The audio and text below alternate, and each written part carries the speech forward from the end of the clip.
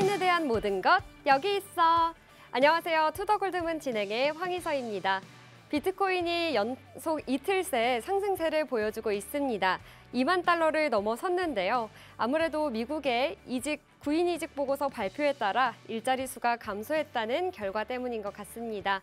또한 이로 인해 미국 연준이 공격적 긴축 정책을 다소 완화할 것이라는 기대감도 보여집니다.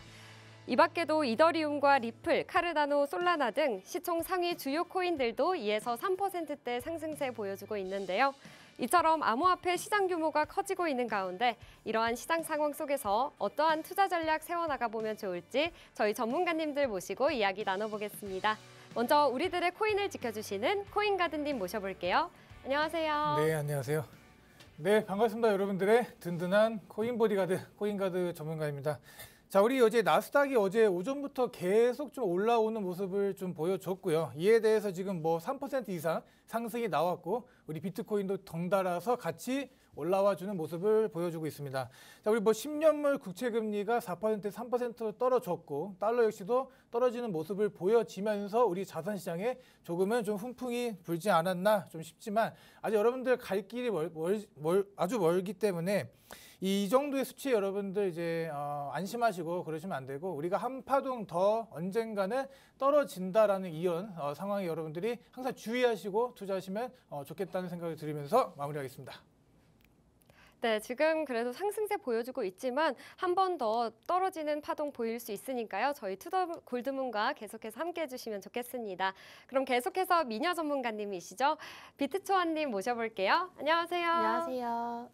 안녕하세요. 코인뉴스 읽어주는 비트초아입니다. 지금 이제 많은 횡보를 견뎌가지고 지금 많은 분들께서 지금 너무 힘들어요. 지금 너무 지루해요. 라는 말씀 많이 하셨을 거예요. 그런데 며칠 동안 지금 이틀 정도죠. 이틀 동안 연속 이제 일봉 마감이 양봉으로 좀 보여주면서 이제 찐반인가요? 또 많이 매수를 해도 되나요? 라는 질문을 또 많이 던져주실 것 같아요. 이렇게 애매하게 오르는 장에는 또 포모라고 하죠. 다른 사람의 이제 올라가는 것들을 보고 왜 내가 산 코인만 안 올라가냐 이런 생각을 또 하실 수 있을 것 같아요. 그래서 지금 같은 장은 어떤 것을 또 체크를 해야 되고 또 제가 항상 말씀드리는 게 매수보다 매도가 항상 더 중요하다는 말씀 드렸어요. 그렇죠? 그래서 그 매도 타점은 또 언제가 돼야 하는지 같이 좀 지켜보시고 봐야 할 지표, 연설 그리고 또 거기에 더불어서 나스닥 정말 많은 것들이 생겼어요. 그전에 사실 이제 코인 투자하셨던 분들께서는 아시다시피 그전엔 그냥 사기만 해도 올랐던 그런 장도 있었는데 지금은 오히려 이제 거품이 좀 빠지면서 봐야 할 지표가 늘다 보니까 많은 분들께서 너무 투자하기 어렵다고 많이 말씀을 하셨어요. 그래서 그런 정보들 가운데서 어떤 것이 정말 찐 정보고 어떤 것이 정말 연결해서 우리가 봐야 하는 것들인지 이번 1시간 동안 잘 배워가시면 투자하실 때, 매매하실 때 정말 좋은 그런 모습 보일 수 있을 것이라 생각합니다. 네, 초아님께서는 매수보다는 매도가 중요하다고 말씀 주셨는데요. 이 매도 타점이 언제인지 저희와 끝까지 시청하시면서 체크해 보시면 좋겠습니다. 그럼 저희는 이어서 코인 소식 살펴볼 텐데요. 같이 화면 보시겠습니다. 네, 테슬라 CEO인 일론 머스크가 인수계약 파기에 따르는 법정 싸움을 피하고 자신이 제안했던 $54 20센트에 트위터를 인수할 것이라고 밝혔습니다. 트위터를 다시 인수한다는 소식이 알려지면서 이 머스크가 선호해온 도지코인이 이 가격도 크게 상승하는 모습 보이고 있는데요. 이처럼 도지코인이 트위터와 랠리를 보이고 있는데 둘의 연관성은 이 머스크라는 한 인물에 때문에 이렇게 연관이 되는 건지 아니면 혹시 다른 이슈도 있는 건지 궁금합니다. 초아님 설명해 주시죠. 네, 우선은 사실 이제 일론 머스크가 가지는 브랜드 파워가 엄청납니다. 제가 도지코인을 좀 좋아합니다. 그게 사실 코인 자체에 뭐 그런 기술적이나 이런 것이 아니라 코인은 사실 이제 많은 사람들이 쓰기로 약속을 하면 그것 자체가 가격이 좀 상승하는 이미지를 좀 많이 줍니다. 그런데 이제 우리가 저기에 같이 보셔야 하는 게 테슬라의 주가인데요. 지금 일론 머스크가 이제 그전에 테슬라가 사실 크게 뭐 진짜 실적이 없을 때도 이제 급한 상승을 보였던 적도 많았어요. 그런 이유가 사실 일론 머스크가 가지는 그 브랜드 파워가 엄청나기도 하고 그리고 우리 인식 속에서도 일론 머스크는 뭔가 괴짜지만 뭔가 해낸다라는 인식이 또 있어요. 그렇죠? 그런 인식 속에서 좀 그런 모습들이 보이는 것 같고요. 더 중요한 것은 일론 머스크는 본인의 회사, 특히 테슬라의 주가를 지키기 위해선 어떤 일이든 한다는 것이에요. 제가 8월 초쯤에 제가 그런 말씀 드렸어요. 일론 머스크가 이제 비트코인을 분명히 매도를 했을 것이기 때문에 그것으로 인해서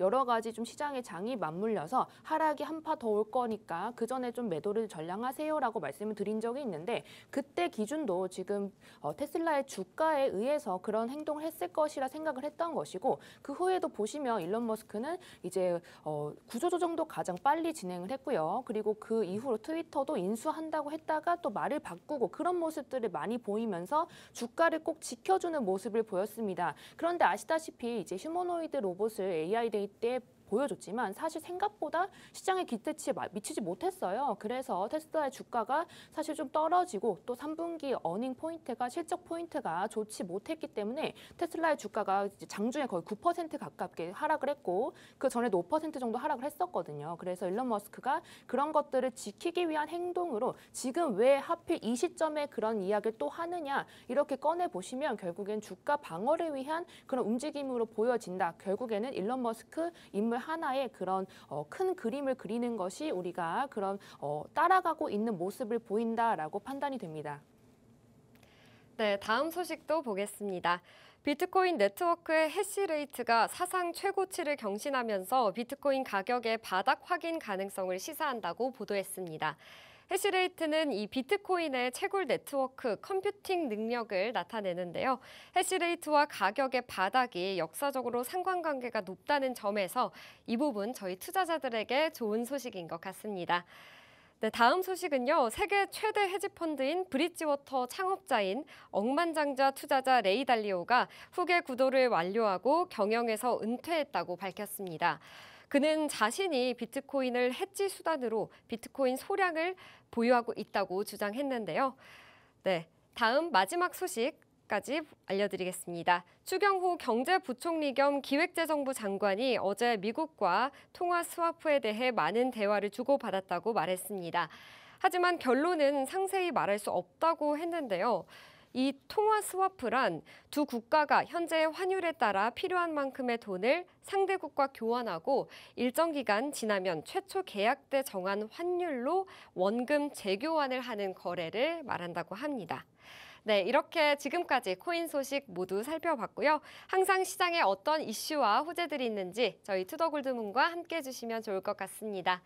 저희는 계속해서 썰전 코너 이어갈 텐데요. 오늘의 주제는 비트코인 단기 급등, 이대로 상승으로 가는가입니다. 앞서 오프닝에서도 말씀드렸던 것처럼 이 비트코인 단기적인 급등세를 보이고 있습니다. 간밤에 뉴욕 증시 이틀 연속 상승세를 보였는데요. 다우지수는 3만 선 회복했고요. S&P 500은 이틀 새 5%대 상승률 보여주고 있습니다. 이렇게 모든 시장이 조금 회복하는 모습 보이고 있는데 가드님, 그렇다면 이 비트코인은 단기적인 상승일지 아니면 장기적으로도 쭉 이어갈 수 있는 건지 궁금합니다. 좀 요 근래 이 움직임들을 여러분들이 좀 보시면 알겠지만 우리가 며칠간 이제 어떠한 움직임도 보여주지 않았던 적들이 많습니다. 그렇기 때문에 옆으로 계속 횡보를 하고 있던 모습에서 사람들이 지쳐서 나가 떨어지고 투자자들이 마저 나가 떨어지는 이런 상태가 나왔었는데 자, 이런 상황을 여러분들 그냥 비웃다시피 그냥 갑자기 이런 상승이 나와줬습니다. 그렇기 때문에 포인트를 본다면 여러분들 긴 장기 하락 추세선을 좀 뚫고 올라왔다는 걸 좀 보시면 되는 건데 자, 우리가 여기서 좀 볼 게 있습니다. 우리가 이제 장기 하락 추세선을 올라왔다 한데 저는 비트코인을 얘기하고 있는 겁니다. 그렇기 때문에 올라온데 여러분들이 다시 한번 내려갈 수가 있기 때문에 여기서 이 지지선을 이제 W자 패턴을 딱 보여주면서 지지를 하고 다시 올라가는가 다시 한번 떨어지는가에 대한 그 움직임을 먼저 여러분들 확인을 하시고 나서 그 다음에 매매를 들어가시는 게 좀 더 안전할 수 있다라고 좀 보여집니다. 그래서 뭐 저점 이탈이나 이런 게 없으면 뭐 기존과 동일하게 이제 진행하시면 되는 거고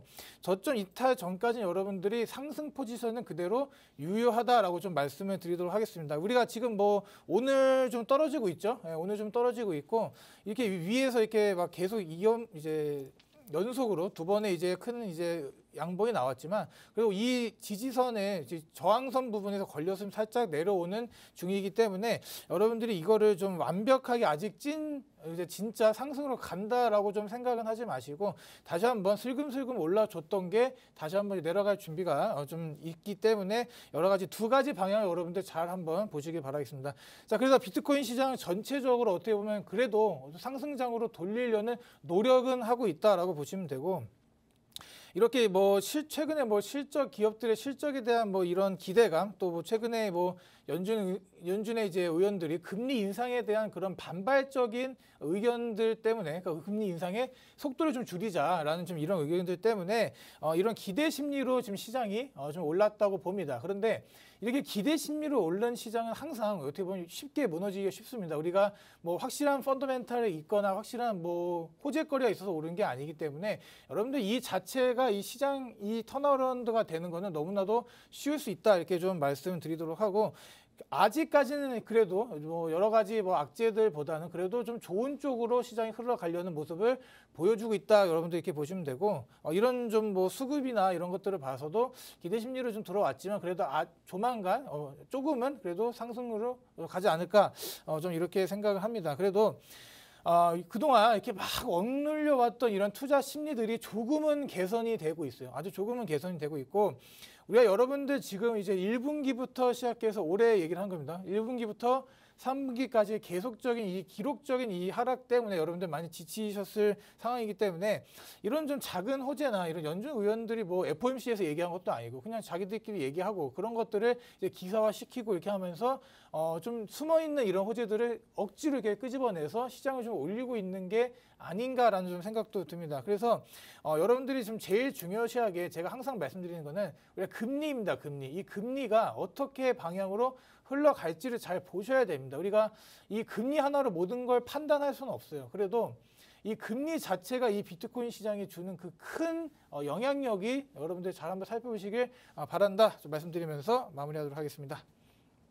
네, 가드님께서는 우리 시장이 어떠한 움직임도 보여주고 있지 않은 상황에서 그래도 어제 오늘 시원하게 상승 나와주셨다고 말씀 주셨습니다. 이런 상황에서 우리가 주목해 봐야 할 포인트는요. 바로 장기 하락 추세선을 뚫는지입니다. 그 부분 잘 체크해 보시면 좋을 것 같고요. 이 상승이 지속될지는 계속해서 같이 지켜보면 좋겠습니다. 그렇다면 초아 전문가님의 의견도 궁금한데요. 앞으로의 비트코인 방향성 혹시 어떻게 보시나요? 저도 방금 말씀하신 대로 추세선이 굉장히 중요하다고 생각을 합니다. 제가 이제 여러 번 방송에 나와서 말씀을 드렸는데 차트를 좀 같이 보시고 이제 같이 이야기를 하고 싶습니다. 자, 우선 이제 차트를 보시면 우리 작년 11월부터예요. 이때부터 시작된 하락입니다. 사실 이때 11월 달부터 우리 중국이 후오비 글로벌의 이제 중국 본토인들의 이런 투자를 막으면서 그러면서 이제 이런 하락이 시작되었습니다. 거의 1년 동안 지속이 되었는데 이게 지금 보시면 이 장기 하락 추세가 결국에 만나는 지점을 좀 확대를 해보겠습니다. 지금 보시면 이 하락 추세를 닿기도 전에도 계속 이제 좀 떨어지는 모습 그리고 그전에는 사실은 이제 여기 닿았으면 떨어지는 이런 모습을 보였는데 원래 이렇게 추세가 더 길어지게 된다면 이 선에 닿기도 전에 이 추세를 조금 예측을 하고 움직이는 모습들 일어날 수 있죠. 그래서 이런 급락들이 대부분 이 추세선에 닿기 전 아니면 닿은 후에 이제 일어났다고 보시면 될 것 같습니다. 그래서 지금 보시면 지금 우리 위치가 여기예요. 그래서 이 파란색 선, 이 11월부터 이루어진 이런 장기 추세 라인이 어쨌든 지금 이 부분 자체가 우리가 지금 다 왔다라고 보여집니다. 특히나 우리가 주목해야 할 점은 20.4K 위에서 과연 몸통 마감을 해주느냐입니다. 자, 캔들 아실 거예요. 캔들은 꼬리가 있고 머리가 있고 중간에 몸통이 있습니다. 근데 이 몸통이 이 파란색 선에 삐져나가게 된다면 이제 많은 분들이 아실 건데 추세가 계속 이어지면 그게 나중에 전환이 됐을 때 굉장히 강한 힘을 발휘합니다. 그래서 지금 위치 자체가 어쨌든 굉장히 변동성이 보일 그런 직전 구간까지 왔다고 보여지고요. 그리고 보시면 이제 단기적으로 상승 추세를 또 그리고 있는 그런 상황이기 때문에 과연 여기서 몸통이 20.4K를 잘 마감해 주느냐를 같이 보시면 될 것 같습니다. 그럼 만약에 여기서 맞고 떨어져서 또 급락이 나온다면 또 같이 체크해 보셔야 할 건요. 18.9K를 과연 잘 지지를 해주느냐도 중요해요. 왜냐하면 이 전에 떨어졌던 급락 구간의 이 라인인데요. 우리가 지지와 저항을 잘 알고 매수 매도를 하셔야 되는데 이 18.9K를 또 아래를 뚫고 내려가게 된다면 또 단기적인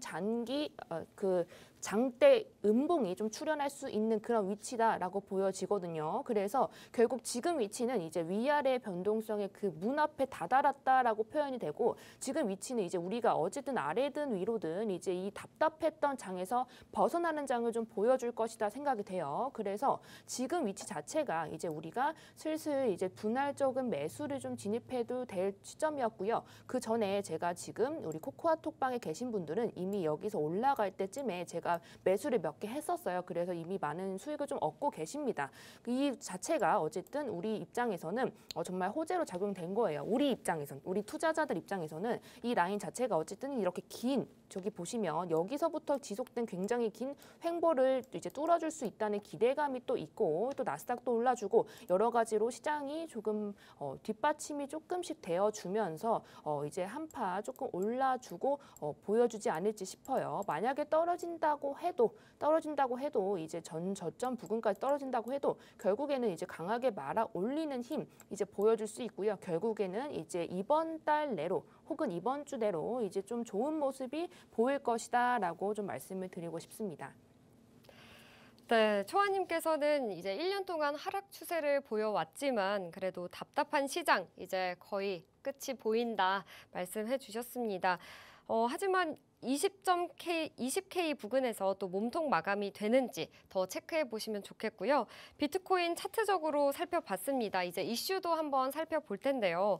어제 또 큰 이슈가 있었습니다. 바로 영국에서 감세 정책을 철회했다는 소식인데요. 이로 인해 영국 파운드화 가치가 조금 올라오지 않았나 싶습니다. 사실 이런 이슈가 우리 비트코인 시장에는 어떠한 영향을 미치는지 궁금합니다. 가드님.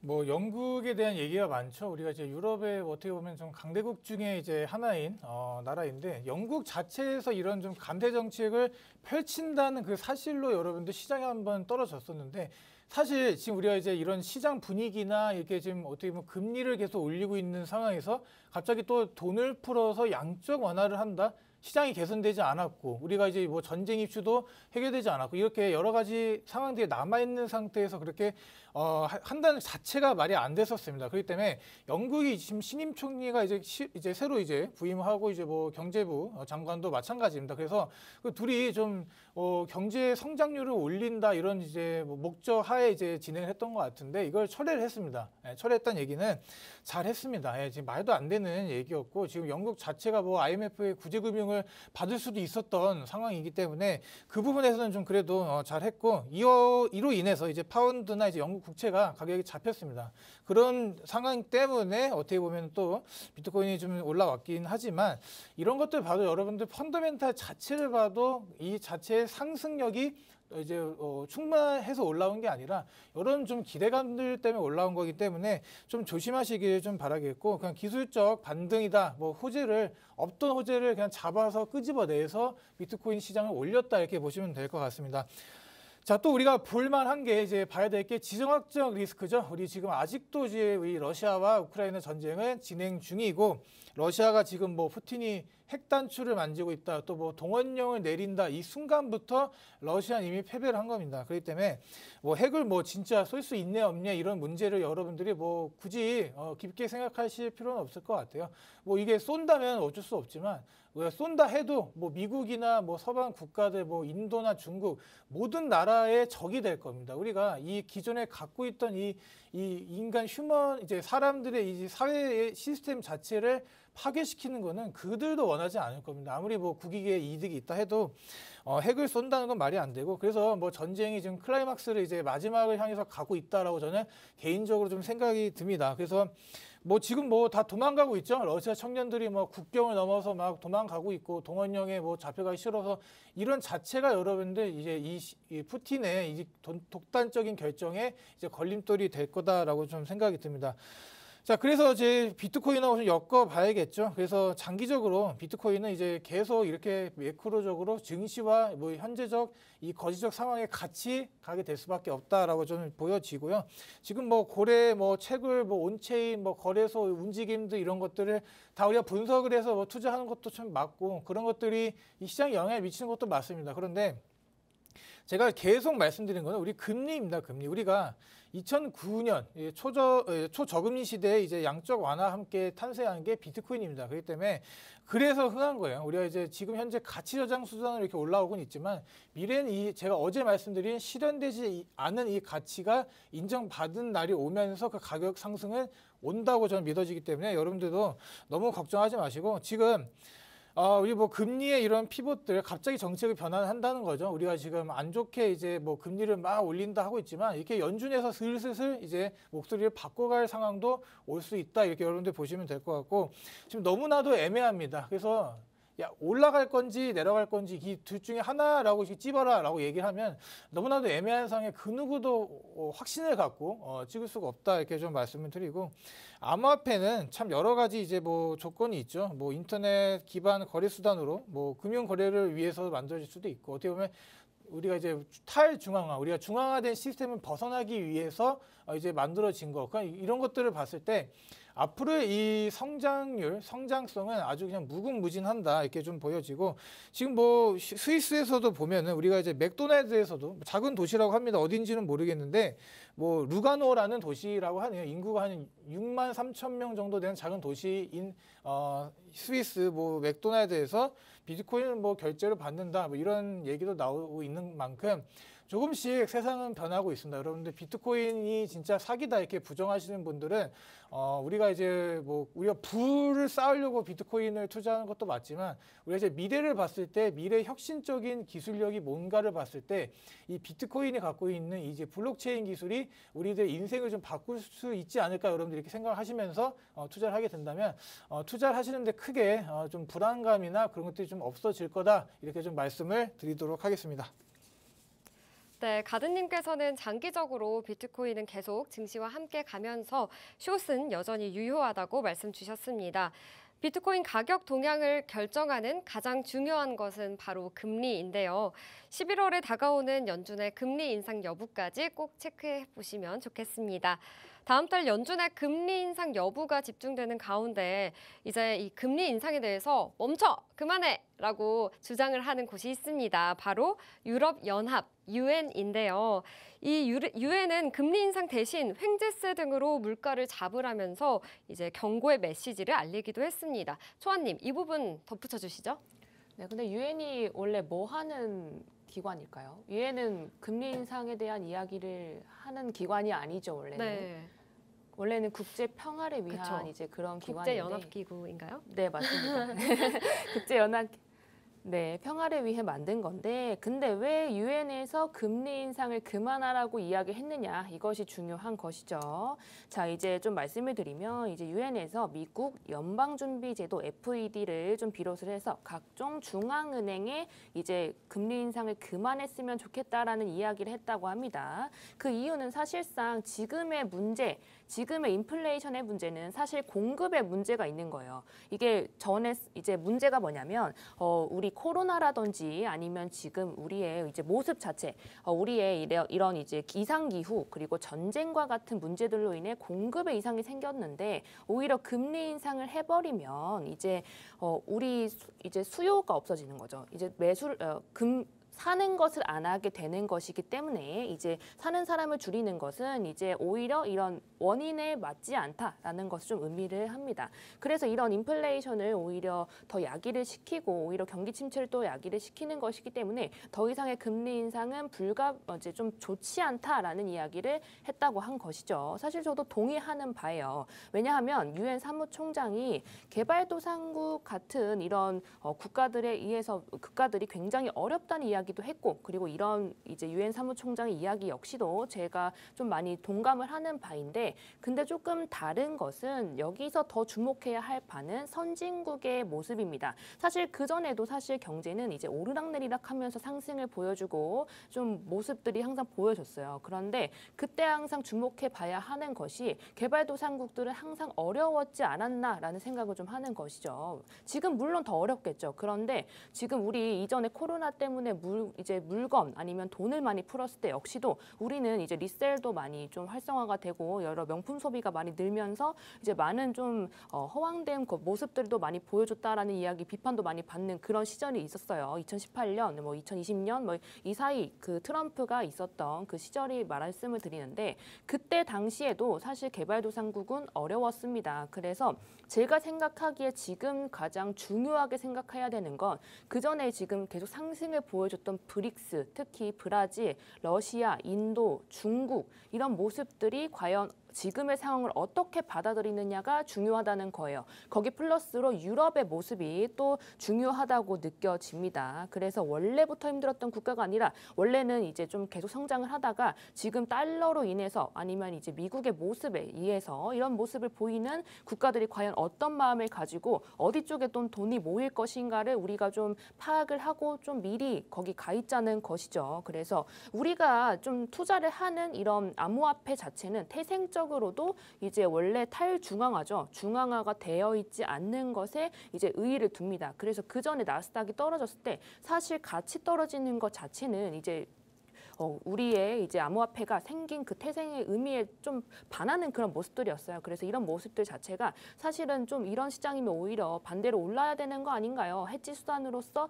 역할을 왜 못 해주나요? 라고 말을 많이 했었죠. 근데 이런 모습들이 사실 좀 오히려 촉구화가 되는 것 같아요. 왜냐하면 지금 미국의 입장에서는 달러가 더 강세를 보이기 원하고 이제 오히려 대체제로서 떠오르는 이런 모습들 이렇게 좀 중국과 러시아를 필두로 해서 많은 국가들이 또 CBDC를 발행한다라는 이야기를 또 하면서 이런 모습 자체에서 눌러주기를 좀 원합니다. 그래서 이런 행동을 또 보여주게 된다면 러시아는 또 보여준 행동, 뭐 중국이 앞으로 보여줄 행동은 앞으로는 이제 중앙화로서는 이제 대적할 수 있는 방법이 없기 때문에 결국에는 그 아래로 지하 자금으로 돈이 들어갈 수 있다는 겁니다. 그것이 바로 코인이고 CBDC일 가능성이 크다는 거죠. 그래서 지금까지 생각해보면 사실 미국은 한 번도 이게 사실 여러 차례 이런 모습 좀 보여줬어요. 사실 달러가 이렇게 기축통화가 된 것 역시도 금을 달러로 바꿔준다는 이야기를 했으면서 나중에 또 금지를 하면서 지금 기축통화로서 역할을 또 보여줬고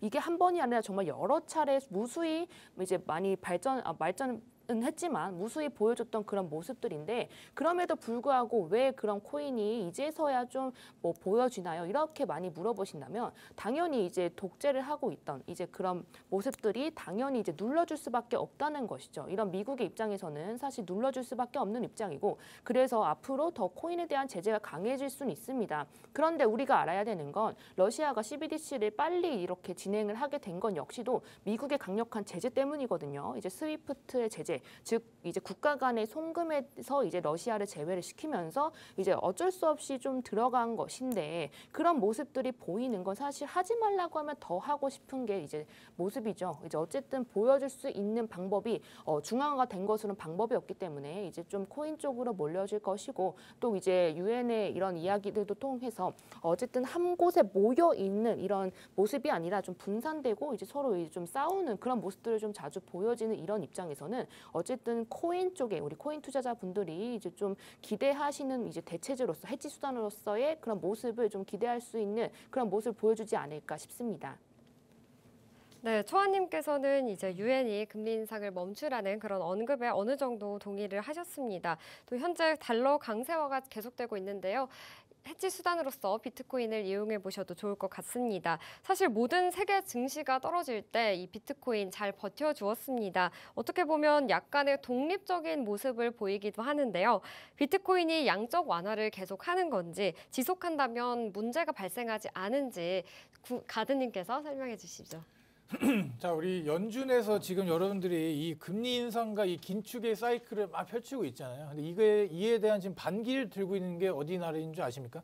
지금 현재 아까 말씀드렸던 영국과 일본이 될 수가 있습니다. 우리가 이렇게 20년 전에는 미국이 예를 들어서 뭐 금리를 올리겠다, 우리 사이클대로 맞춰서 따라와라, 달러를 올리겠다 이런 식으로 하면 모든 나라가 따라왔어야 될 상황인데 지금 여러분들 하나둘씩 이 반기를 들고 있다 이렇게 보시면 되고 이렇게 막 달러 패권이 지금 이루어지고 있다, 뭐 달러가 막 올라가고 있지만 우리가 좀 먼 훗날로 가서 좀 돌아봤을 때 이 달러의 가치는 상당히 떨어져 있을 겁니다. 그게 바로 비트코인이 이걸 대처하게 될 거고 지금 여러분들이 이제 아시다시피 지금 모든 자산들은 다 긴축을 하고 있어요. 그래도 우리가 이제 단 하나의 자산, 양적 완화를 하고 있는 자산이 뭐일까라고 보면 그거는 비트코인이다라고 좀 말씀드리고 우리가 이제 뭐 양적 완화라는 건 시장에 돈을 풀어서 뭐 자산의 가치를 올린다 이렇게 좀 뭐 사전적인 의미는 그렇잖아요. 그런데 우리가 이제 반감기 사이클이라는 게 있잖아요. 반감기 사이클이 있고 이제 곧 있을 이제 반감기를 통해서 여러분들 가지고 있던 이 이제 숨겨져 있던 이 물량이 또 풀리게 되고 또 그렇게 되면서 그런 좀 반을 쪼개기 위한 양적 완화 사이클이 이제 진행이 될 겁니다. 그러니까 여러분들이 잘 기억하실 거는 우리 죽지 않는 한 이제 우리가 이제 2100년까지인가 하여튼 이렇게 진행이 될 거기 때문에 여러분들이 지금 앞으로도 이제 계속해서 이런 양적 완화를 해 나갈 거는 비트코인밖에 없습니다. 그렇기 때문에 자산에 이런 뭐 가치 이런 상승 이런 것들 뭐 포커스를 두는 것도 좋지만 우리가 성장성이 있는 게 뭐냐 이걸 좀 보자는 거죠. 성장성이 뭐냐, 성장성을 가장 크게 갖고 있는 게 뭐냐, 주식일까요? 뭐 부동산일까요? 아니죠, 여러분. 무조건 비트코인밖에 없다라고 좀 말씀을 드리면서 우리가 당국의 이런 규제들이 좀 많죠. 뭐 규제를 해갖고 막 비트코인을 막 주기했다 하는 규제가 있지만 이런 것들 솔직히 뭐 무섭지 않습니다. 우리가 연준의 이제 뭐 행보는 현재 뭐 투자자들을 막 뭐 힘들게 하고 그런 상황인데 우리가 이제 이런 규제들로는 여러분들이 이제 더 이상 시장을 이길 수가 없고 우리가 이제 인간이 가진 이 탐욕을 한번 생각해 보세요. 우리가 올라갈 자산이 이미 정해져 있고 그에 대해서 이제 수익을 낼 수 있는 게 딱 정해져 있는데 앞으로 이제 이 유동성들은 점차 이 반감기에 오면서 늘어나면서 우리들의 큰 수익을 주지 않을까 말씀드리면서 마무리하도록 하겠습니다. 네, 연준이 더 강한 긴축을 하든 양적 완화를 하든 그것과 무관하게 이 비트코인은 독립국처럼 양적 완화를 지속하고 있다고 말씀 주셨습니다. 오늘 이렇게 비트코인 단기 급등 이대로 상승으로 가는가에 대해 이야기 나눠봤습니다. 저희는 잠시 후 2부에 코인스쿨로 돌아오겠습니다.